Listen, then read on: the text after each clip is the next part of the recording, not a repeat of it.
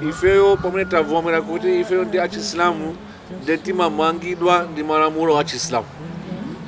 Mwana akapita ku skulu amasatira malamulo a skulu, bambo akapita ku ntchito amasatira malamulo a ku ntchito, aku skulu aku ntchito amanena kuti mavalidwe akhale choncho, nthawi imene muyambe ntchito ndi nthawi muweruke ndi nthawi ya lunch ndi aliyense amasatira.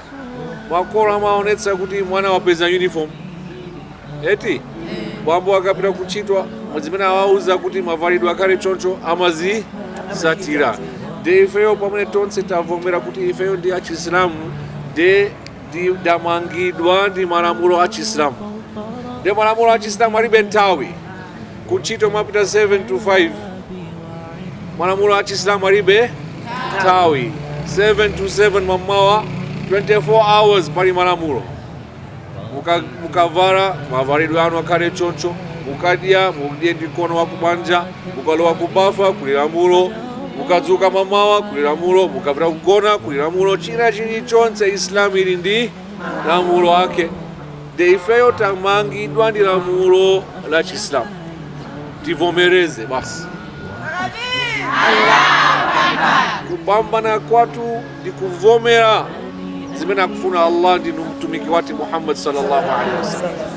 Kuli konse mu Qur'an timaona fattabi'uni, kuti fattakullaha wa ati'uni, kuti mumuope Allah subhanahu wa ta'ala ndipo musatire njira ya bwana watu Muhammad sallallahu alaihi wasallam. Ndi ifeyo tilimbikire kuti ineyo ngakhale ndikupanga business chilichonse timene tikupanga ndizisatira malamulo a Chiislamu. Tikamva adhana tisiye zinthu zayikaye kaswali. Chifukwa chokucheza ndi azinzathu tisasiye kupemphera sala. Mabetsa munthu amene akupemphera kasanu pa tsiku Allah subhanahu wa ta'ala azamfewetsera pa moyo wace. Riziki yake izafewa, madandaulo ake azafewa, mavuto ake azachepa. Ndefunika kuti ifeyo kasanu pa tsiku tisasiye kupemphera.